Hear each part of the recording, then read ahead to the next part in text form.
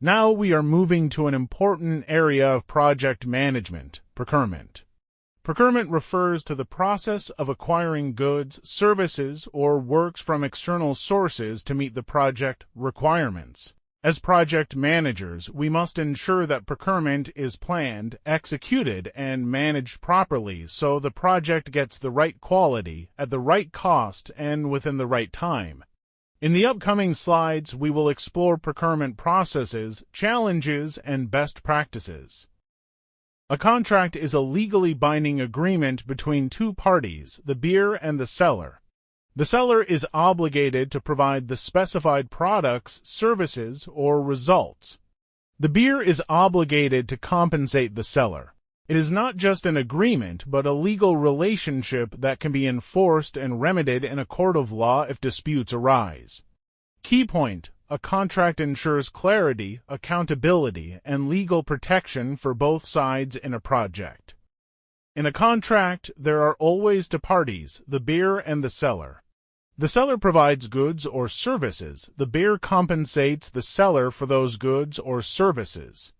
This relationship ensures accountability and fairness for both sides. There are also two types of contracting approaches. 1. Centralized contracting, where a dedicated team or department manages all contracts. 2. Decentralized contracting, where individual project managers handle their own contracts. The choice depends on the organization structure and project needs. This slide explains the difference between centralized and decentralized contracting. In centralized contracting, there is one dedicated procurement department. The procurement manager reports to the head of the department and handles procurements for multiple projects. Project managers contact the procurement manager whenever they need help, clarification, or approvals. Advantage: there is consistency, standardization, and specialized expertise in procurement. In decentralized contracting, there is no dedicated procurement department. The project manager is responsible for both managing and executing procurement. This means more flexibility but less standardization. Disadvantage: lack of consistency, and project managers may not have specialized procurement knowledge. Key message: centralized gives control and standardization, while decentralized gives flexibility but may lead to inconsistencies.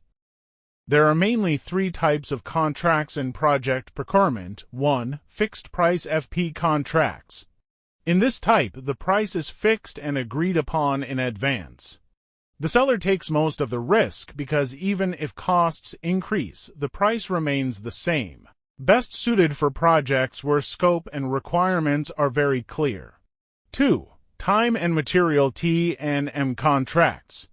Here, the buyer pays for the actual time spent and the materials used. It's like a mix of fixed and flexible. Useful when the scope is not fully clear and changes are expected. 3. Cost reimbursable CR contracts. In this type, the buyer reimburses the seller for actual costs incurred, plus an additional fee or profit. The buyer carries more risk because costs are not fixed. Best suited for research, development, or uncertain projects where exact scope cannot be defined initially. Key takeaway: fixed price equals predictable, T&M equals flexible, cost reimbursable equals risky but useful in uncertain projects.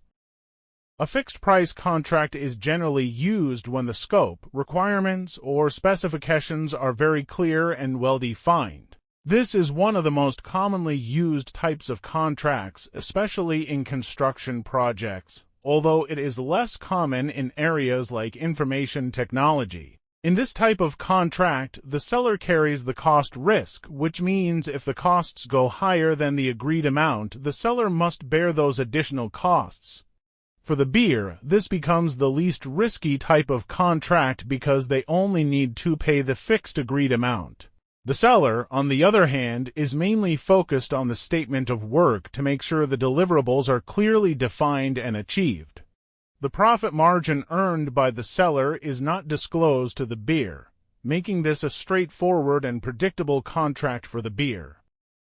This slide explains one of the types of fixed-price contracts, the firm fixed-price contract. In this type of contract, a fixed total price is agreed upon at the beginning of the project. All requirements are clearly defined upfront, and once the contract is signed, no changes in the scope should occur. This gives the buyer certainty about the cost, while the seller takes on the risk of delivering within the agreed price. This slide shows two more types of fixed-price contracts. The first one is the Fixed Price Incentive Fee (FPIF). In this type of contract, the seller's profits or financial incentives are linked to performance. For example, if the seller can complete the work faster, cheaper, or with better quality, they get additional profit. This motivates the seller to work more efficiently. The second one is the Fixed Price Award Fee (FPAF). Here, the buyer pays a fixed price plus an additional award or bonus based on performance. However, unlike FPIF, the award is often subjective, so clear procedures must be defined in advance to make sure the award decision is fair. This type of contract helps encourage good performance and quality delivery. This slide explains the Fixed Price with Economic Price Adjustment (FPEPA) contract. This type of contract is useful when the project will last for multiple years and future economic conditions may be uncertain. For example, the costs of raw materials, supplies, or equipment may increase due to inflation or market changes. In such cases, the contract allows for price adjustments based on economic conditions. This protects both the buyer and the seller. The seller doesn't suffer unexpected losses due to price hikes, and the buyer still has transparency about how costs will be adjusted. This slide explains two more types of fixed-price contracts. The first is the Graduated Fixed-Price Contract. This is more agile and balances risk and reward between the customer and the supplier. If the supplier delivers earlier than planned, they are paid for fewer hours but at a higher rate. If they deliver exactly on time, they are paid at the standard rate. But if they deliver late, they are paid for more hours but at a lower rate. This motivates the supplier to stay efficient with their delivery schedule. The second is the purchase order. This is the simplest type of fixed-price contract. It is usually unilateral, meaning it is signed by one party, typically the buyer, instead of being a bilateral agreement. It is straightforward and commonly used for simple purchases. This slide highlights the key advantages of fixed-price contracts. First, it requires less effort for the buyer to manage because the price is fixed in advance. Second, the seller has a strong incentive to control costs since they must deliver within the agreed budget. Third, companies are generally familiar with this type of contract, making it easier to implement. And finally, the buyer benefits from knowing the total cost up front before the project begins, which helps in budgeting and financial planning. This slide highlights the disadvantages of fixed-price contracts. One of the main challenges is that if the seller underprices the work, they may try to recover profits by overcharging on change orders. Another issue is that sellers may avoid completing some parts of the procurement statement of work if they begin to lose money. This type of contract also requires more effort from the buyer as they need to prepare a detailed procurement statement of work. In some cases, fixed-price contracts can actually be more expensive than cost-reimbursable contracts, especially if the statement of work is incomplete. Additionally, since the seller bears more risk, they often add extra costs to the contract price to cover those risks. This slide introduces the cost-reimbursable contract. Unlike a fixed-price contract, a cost-reimbursable contract is used when the exact scope of work is uncertain. Because of this uncertainty, it is not possible to estimate the total cost accurately in advance. In such cases, the buyer agrees to reimburse the seller for all actual project costs incurred, plus an additional fee or profit. This type of contract is commonly used in research, innovation, or projects where requirements may change during execution. This slide explains the payment mechanism in cost reimbursable contracts. Under this type of agreement, the buyer reimburses the seller for all allowable and actual costs incurred during the project. In addition to covering costs, the contract usually includes a fixed fee, an incentive, or an award to ensure the seller also earns profit. So, the final payment in a CR contract is made up of two parts: 1. The actual incurred costs, and 2. An additional fee or profit component. This slide explains cost plus incentive fee or CPIF contracts. In this type of agreement, the seller is reimbursed for the actual costs incurred plus an additional fee. What makes CPIF unique is the incentive. The contract specifies performance objectives and sets a target cost. If the seller manages to complete the work under the target cost, they get a percentage of the savings as a reward. On the other hand, if the project goes over the target cost, the seller shares that cost overrun with the buyer. This way, both buyer and seller share the risk and reward, encouraging efficiency and cost control. This slide explains cost plus award fee or CPAF contracts. In this type of agreement, the buyer reimburses the seller for the actual costs and also pays a base fee. In addition, the seller can earn an extra award or bonus based on performance as defined in the contract. This makes CPAF a type of incentive contract. However, it is important to have clear procedures in place to decide how awards are given, otherwise it could become subjective or unfair. So, CPAF motivates sellers to perform better but requires transparent evaluation criteria.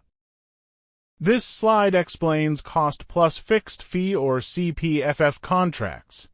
In this contract type, the seller is reimbursed for actual costs plus a fixed negotiated fee that is agreed upon before the work starts. The important point here is that the fixed fee does not change with the actual cost of the project. That means, even if the costs go up or down, the seller's fee remains the same. This removes the incentive for the seller to artificially increase costs, ensuring more cost discipline.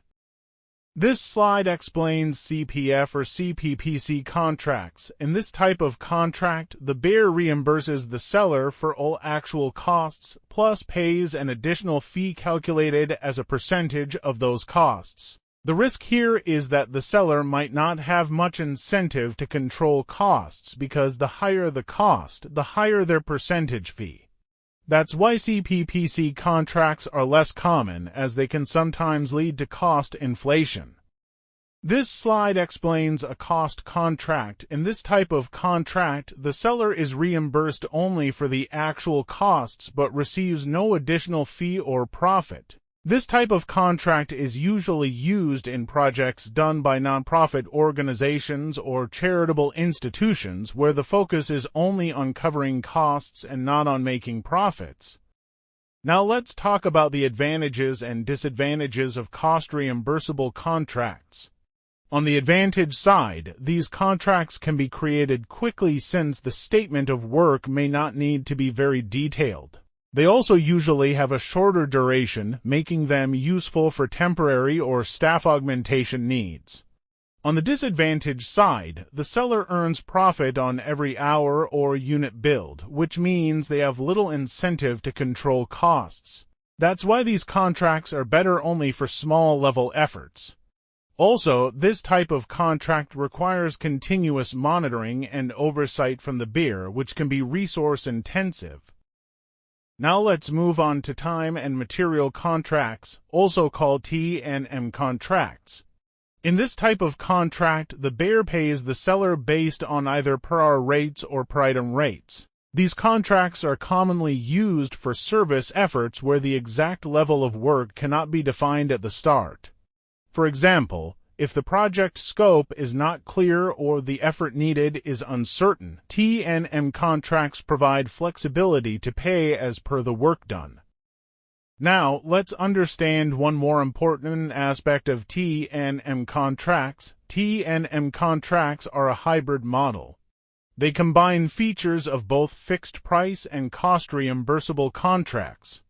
From the fixed price side, they have a defined hourly rate, meaning the cost per hour is pre-decided. From the cost reimbursable side, the material costs are variable and the total cost of the project is not known in advance. So, T&M contracts provide flexibility but also carry some cost uncertainty. This slide talks about customized contracts in adaptive projects.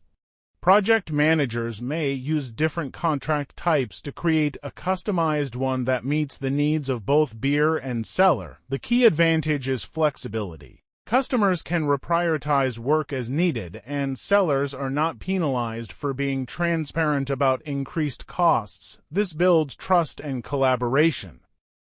Customized contracts also reduce the seller's need to add large contingencies to the project price, which often makes projects costly. They are highly beneficial to both parties. Buyers get fair pricing and sellers build long-term partnerships through transparency and trust.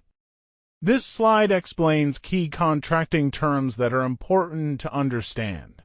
Price. This is simply the amount the seller charges the buyer.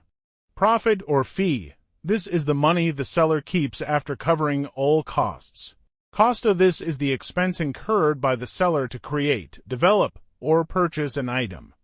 Target price. This compares the final price with the expected price. Sharing ratio, usually expressed as 80/20ths or 70/30ths, this shows how cost savings or overruns will be shared between buyer and seller.